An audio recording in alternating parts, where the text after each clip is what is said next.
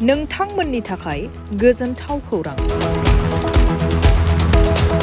बैसागो बोथोरखौ बरायनो थाखाय नोंथांमोननो गोदान गाननाय जोमनाय नांगौ नामा?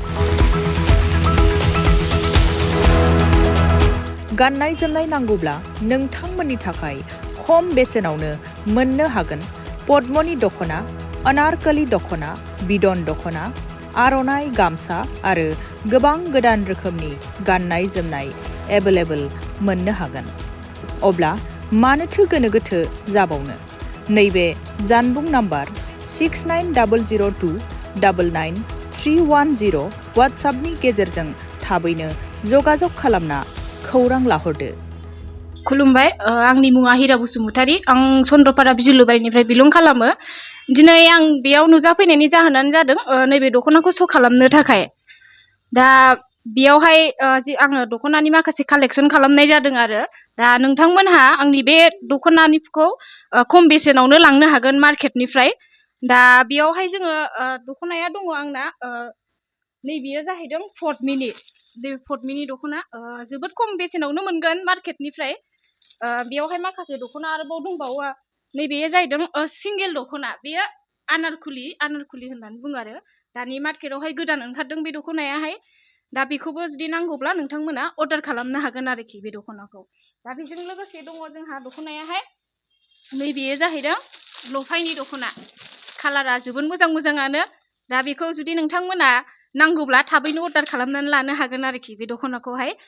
मानो होनोबा गोबाङानो अर्डार खालामदों, कालाराबो एसेबां मानि गैजोबा, जेनाखि बुहुत मानसियानो अर्डार खालामो थाया। दा बेखायनो थाब नोंथांमोना जेखिनि कालारखौ नुदों बेखौनो अर्डारखौ खालामनानै लानो हागोन आरो। दा बेजों लोगोसे जोंना आरोबाव दंबावो, नैबेहाय दङ आर'नाइ। जेनाखि दा बैसागु बोथोर सफैहांबाय, दा आर'नाइखौ जोंनो बैसागुआव नांथारगौ। बे जाहैदों जोंनि बर'नि कालसारनि ड्रेस। दा जोंहा आर'नाइखौ बयबो लानो लुगैयो बैसागु बोथोर सफैयोबा। दा बिनि थाखायनो जोंना आर'नाइखौ नांगौ जायो। दा नोंथांमोनहा बेखौबो अर्डार खालामनानै लानो हागोन आरोखि नांगौब्ला। दा बेजों लोगोसे दङ जोंहा नै ब्लाउसबो लाबोखानाय जादों। दा ब्लाउसाहाय जोंना बेफोरबायदिबो दङ आरोखि गोदान मडेल ओंखारनाय। दा बेजों लोगोसे बैसागुआव जेरखम जों ब्लाउस गोजा गाननानै मोजां मोनो, जुदि नांगौबा बे ब्लाउस गोजाखौबो लानो हागोन, बिनिफ्राय अर्डार खालामनानै लानो हागोन।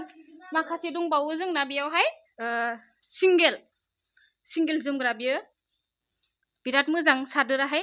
बेखौ जों ओरैनो बेरायनायफ्राव हाथाय बाजाराव थांनायावहाय जोमनो मोजां मोनो आरो थान्दा गुसु मोजांथार जोमग्रायाहाय। दा बेजों लोगोसे जोंना दंबावो बेयावहाय नैबे माथा ओरैनो बिदन दख'ना आरो बियो माइदिनि।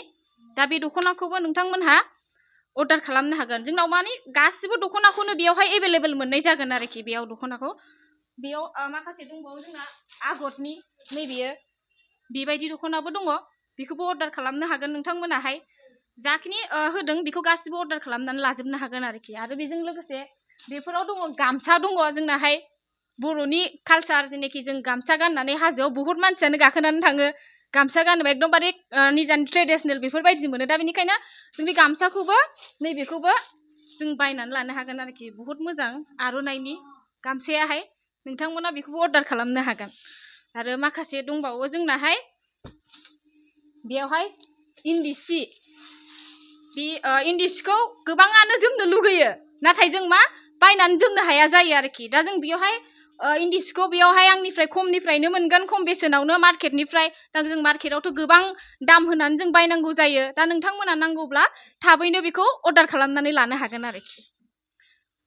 जोंनाव दख'नायाहाय आरोबाव दंबावो। दा बेयावहाय जोंनाव बैसागुनि थाखाय बेखौहाय अर्डार खालामनानै लानो हागोन नोंथांमोनहा बैसागु मोसानायाव गाननो।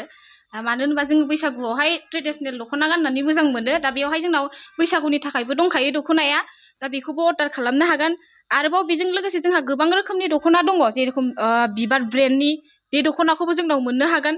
नोंथांमोना जुदि नांगौब्ला अर्डार खालामनानै लानो हागोन आरोखि। दा आङो बेसेखिनिखौनो देखायबाय, गोबां रोखोमनि दङ, गासिबो मुंखौ मख'नानै बुंनो हाजोबा। दा एक्सपोर्ट खालामनाय जागोन जों बिनिफ्राय।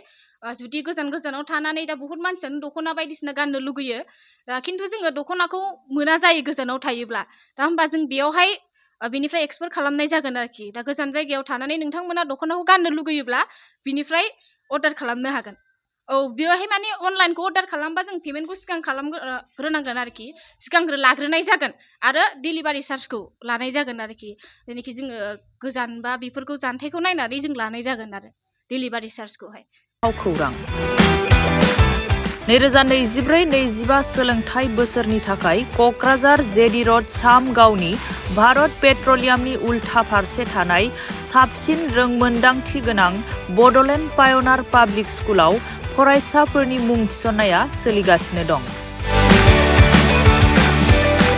इंराजि बिजोंजों साबसिन सोलोंथाइ होनाय आरो सोलोंथायारि साबसिननि दावबायनायखौ जागायहोनो सिगां फारसे दं बड'लेण्ड पाय'नार पाब्लिक स्कुल।